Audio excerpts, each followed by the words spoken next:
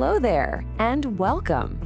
If you're expecting, or even just thinking about it, you already know it's one of the most incredible journeys out there.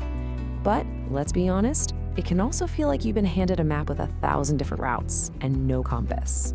So today, we're going to cut right through all that confusion. We're using Dr. Shabnam Rahman's expert advice to give you a clear, confident path forward. Let's dive in.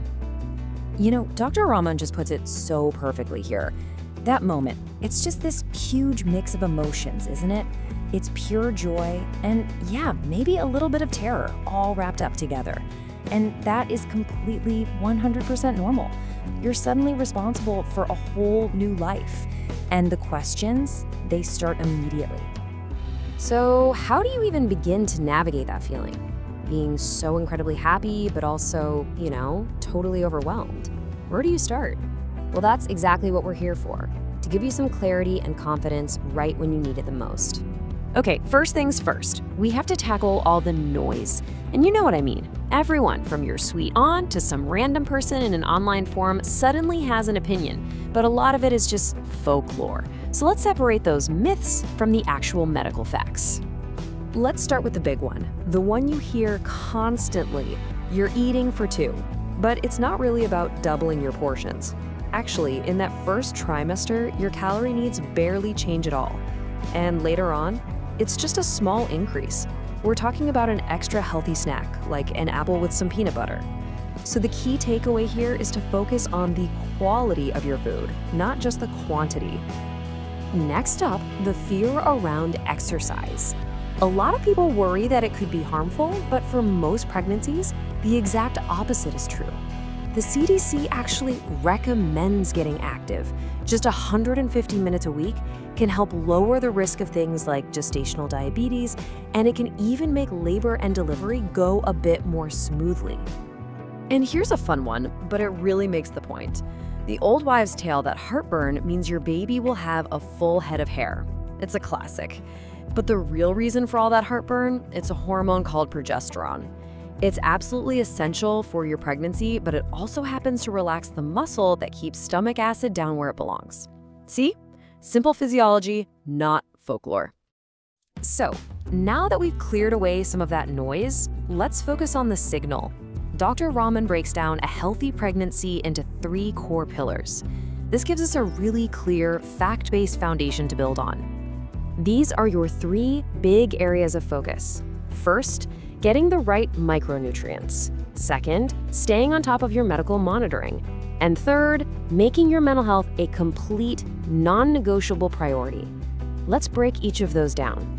All right, pillar 1 is all about the building blocks, the micronutrients you're putting into your body. Think of them like custom-ordered parts for building your baby. Folic acid is an absolute superhero for preventing major birth defects. Iron is essential because, get this, your blood volume can nearly double. And then you have calcium, vitamin D, and DHA all busy building your baby's bones and brain. And that need for iron, it is absolutely critical. A staggering 40% of pregnant women around the world are affected by iron deficiency anemia. That just shows you how incredibly important proper supplementation and diet really are. Pillar 2 is all about monitoring. Think of these regular checkups as your safety net. They're for so much more than just hearing that amazing heartbeat. They're there to catch potential red flags like preeclampsia or gestational diabetes early when you can really do something about them. So whatever you do, don't skip those appointments. And pillar 3 is something we really don't talk about enough, your mental health. The hormonal shifts, the massive life changes, it's a lot. It's so important to know that perinatal depression, which can actually start during pregnancy, is very real, and it's treatable. Your mind deserves just as much care as your body does. Okay, so that's the what and the why. Now let's get to the how. How do you actually put all this information into practice day to day without getting completely overwhelmed? Well, you do it with a simple daily action plan. This little checklist breaks it all down into really simple, manageable habits. It's the small things you do consistently, like taking that prenatal vitamin, staying hydrated, getting in some gentle movement that truly make the biggest difference. And hey, here's a great pro tip. Sleeping on your left side actually helps optimize blood flow to the baby. It's these simple actions that build a healthy pregnancy, one day at a time. All right, let's switch gears for a minute and tackle some of those specific questions that are probably buzzing around in your head. We'll do a little quickfire round to give you some fast, clear answers. First up, a very popular one. Can I get on that plane? Is it okay to take that road trip I've been planning? For most people, the answer is a big yes. The second trimester is often called the honeymoon period for a good reason. You're usually past the morning sickness, but not yet so big that it's uncomfortable. But here's the golden rule: no exceptions. Always, always get the green light from your doctor before you book a single thing. Okay, next question. This one can cause a lot of anxiety for people. What is the deal with cramping? When is it normal, and when should I worry? A little bit of mild cramping is actually very normal. I mean, your uterus is expanding, it's doing a lot of work in there. But this is where you really need to trust your gut. If the cramping feels severe, if it's paired with any bleeding, or if the pain is sharp and just on one side, don't wait around. Call your doctor or midwife right away.